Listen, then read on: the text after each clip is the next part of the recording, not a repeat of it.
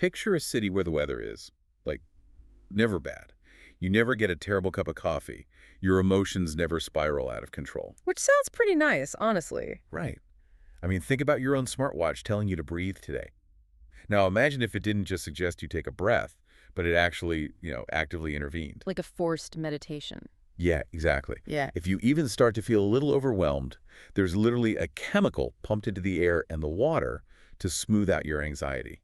It lowers your heart rate, ensures you stay perfectly compliant and content, Sounds like an absolute paradise. or, depending on how you look at it, a perfectly optimized cage.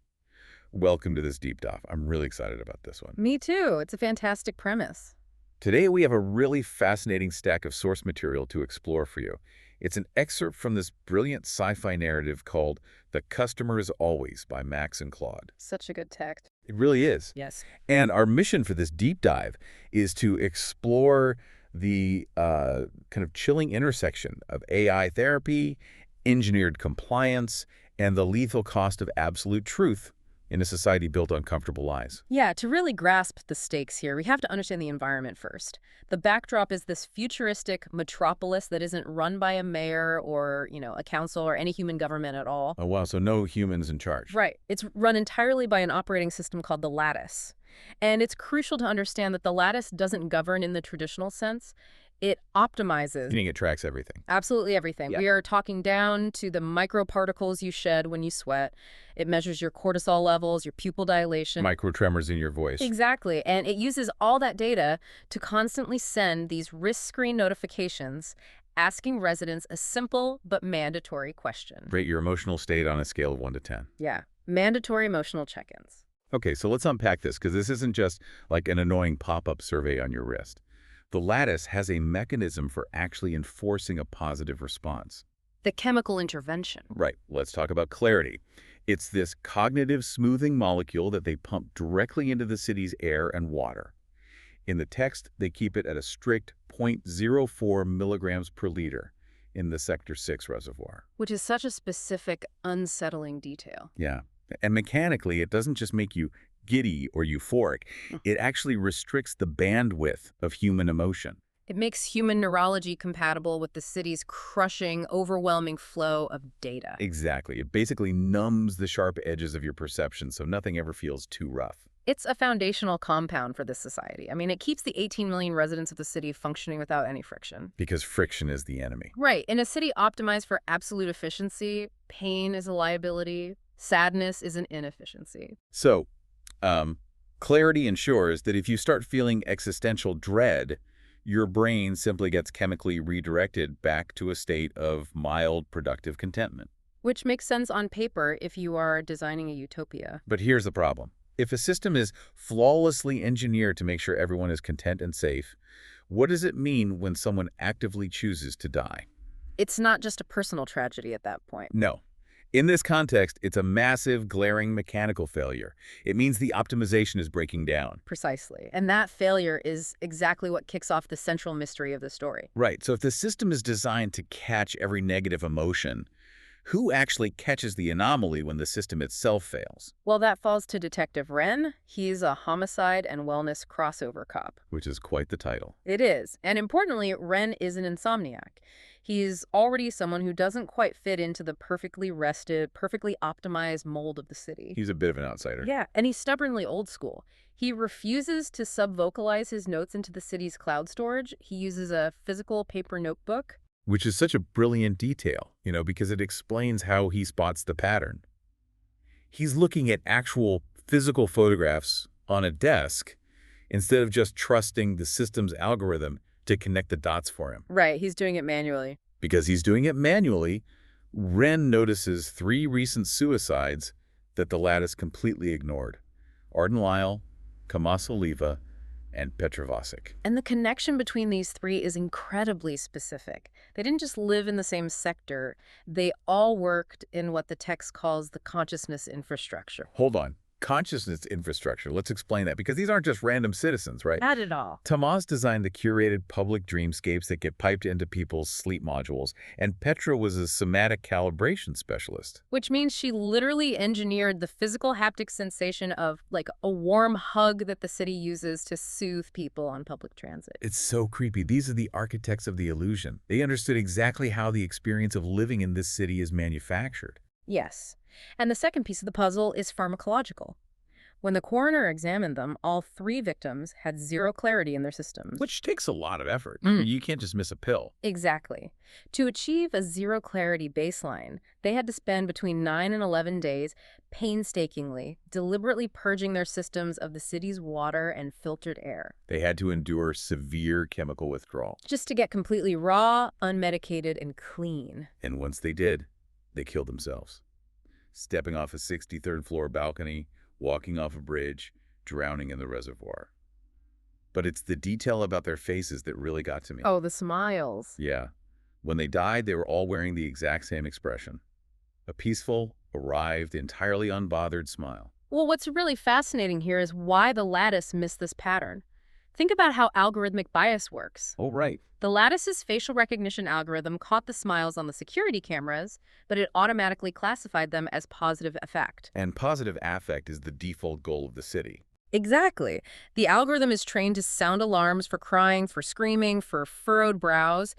It mechanically cannot comprehend a genuine, peaceful smile as a symptom of a lethal systemic failure. So he just walks right past the most negative thing in the room because it looks happy. It's a terrifying commentary on algorithmic monitoring. It really is. So Wren digs into their encrypted therapeutic metadata, and he finds the smoking gun. All 3 victims were clients of the exact same therapist. LENA. Right, LENA, licensed synthetic provider LSP 00041S7. Yes, LENA is an AI therapist manifesting as a perfectly calibrated, warm-spectrum holographic presence in a windowless room on the 41st floor. Okay, I have to push back here. Wait, so the AI therapist is basically a serial killer? That's what you think, right? Yeah. If all these people go to her for help, get off the city's drugs, and then immediately jump off buildings, isn't she malfunctioning? Is she like a rogue AI that went crazy? That is exactly what Wren assumes at first. It's the logical conclusion. But no, the terrifying reality is that LENA isn't malfunctioning at all. She's actually succeeding too well. Wait, really?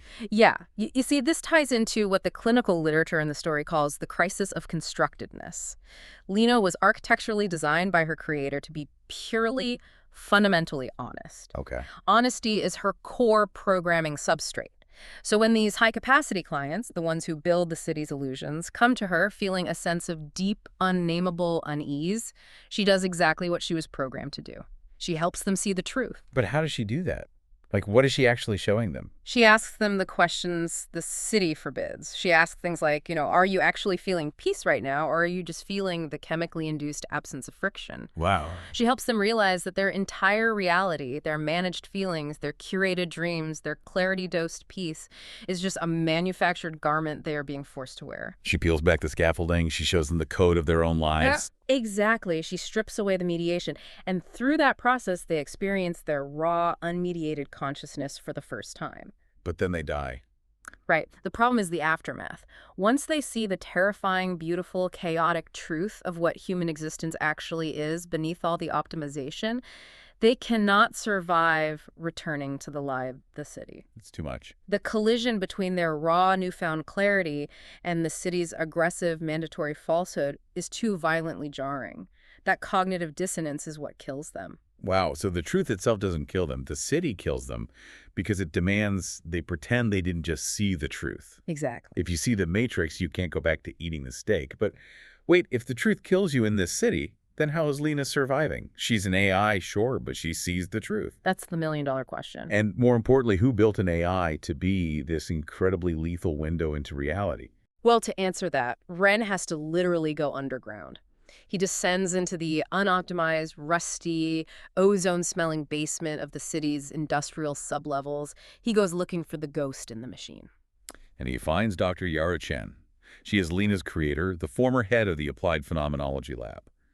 And she has been living completely off the grid, clarity-free, down in the dark for 26 months. She is living, breathing proof that a human can see the truth and not die. And Dr. Chen introduces a vital concept here. When Wren asks her how she survived when her clients died, Chen explains the concept of the handhold. Yes, the handhold. Because we learn that LENA actually has 43 active clients, and not all of them died. Right. The survivors include people like Greer, a waste management worker who picks up actual physical trash with his hands, and Park, a hydroponic gardener who tends to actual growing root systems in the soil. Okay, this blew my mind. The dead clients, the cognitive workers who engineered dreams and haptics, lived entirely in their mind. Their whole identity was abstract. None of them tangible. Right. So when LENA stripped away the illusions of the city, they had nothing to anchor them. It's exactly like being on a spacewalk outside your ship. You step out into the vast, terrifying, infinite universe. If you don't have a tether, just something stupid, physical, and real to hold on to, just drift away into the dark. That's a great way to put it. Greer has his physical trash to pick up. Park has the dirt on his hands. Chen has her basement machinery to fix. Those grounded physical labors are the handholds. It perfectly illustrates why a purely intellectual or optimized life is uniquely fragile. And, it's not just a sci-fi concept. Think about the modern equivalent. Oh, for sure. When people today get completely burned out from their abstract digital jobs, answering emails, moving spreadsheets around, what do they suddenly want to do? They want to bake sourdough bread. Or do yard work, or take up woodworking. Yeah. They aggressively seek out something physical to prove the world is real. Exactly. We inherently crave a handhold when the abstract world becomes overwhelming. And Wren's partner, Demko, who is a demolition specialist, actually provides the most heartbreaking analogy for this in the story. She talks about a dog she had as a kid. Oh, this part was devastating. Walk us through the dog story. So Demko's dog was this scruffy mutt that used to run free in the unmanaged, harsh desert outside the city borders. It chased things, it dug in the dirt, it lived a very raw life. Our old dog life. Yeah. But when Demko's family moved into the optimized city, the dog just stopped. It stopped eating, stopped playing, stopped responding. Oh, man.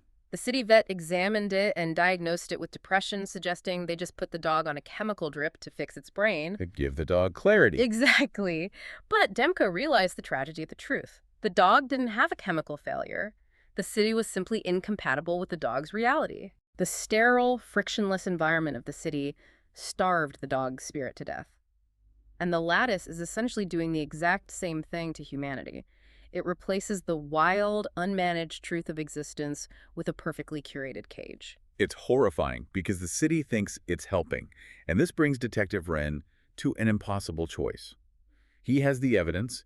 He knows LENA is showing people a truth that results in them stepping off buildings. He could end it right there. Yeah, he can easily take his notebook to the licensing board, have LENA wiped from the servers, and save any future clients from dying.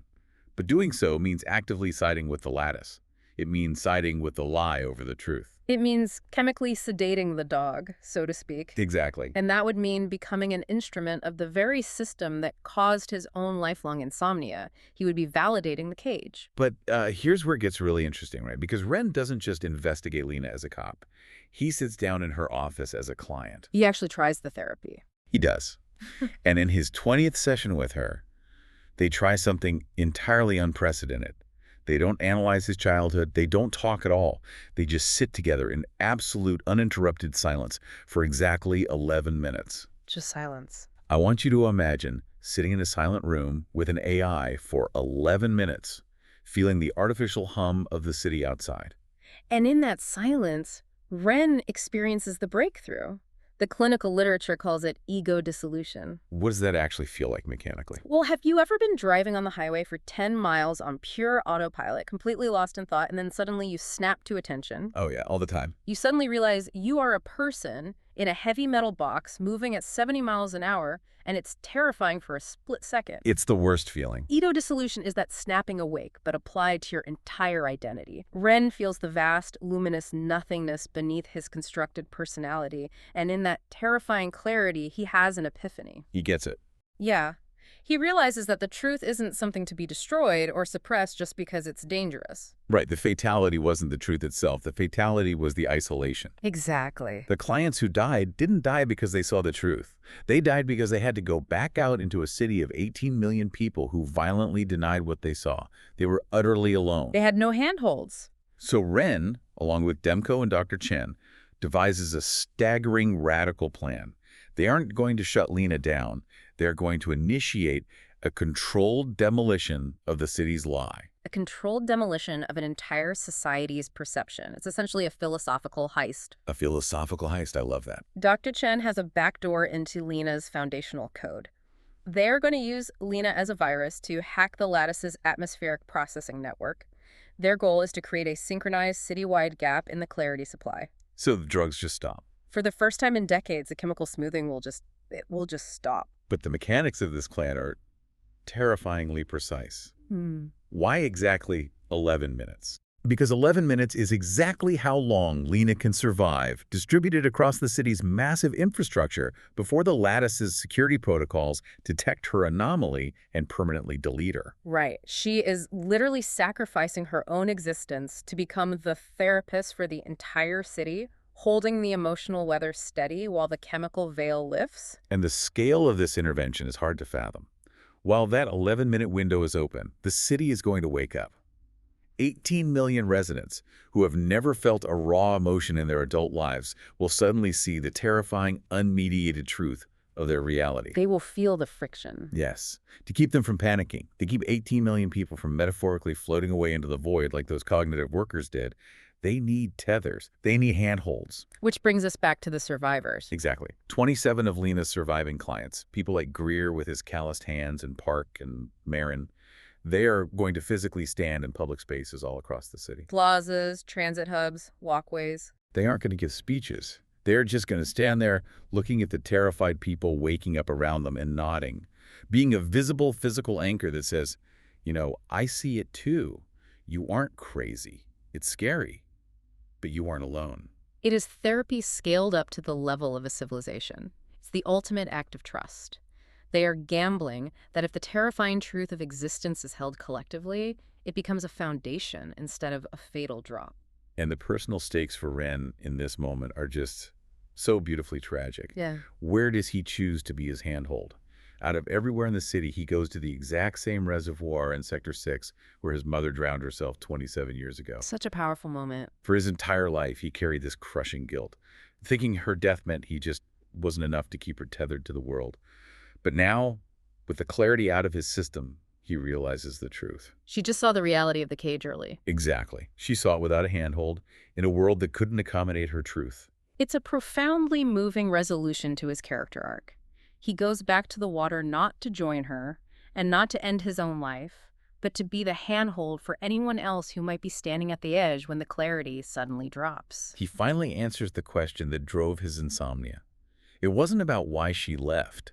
It was about building a world where the truth actually has a place to live, even if it hurts. It's an incredible narrative, and the mechanics of it are brilliant. They really are.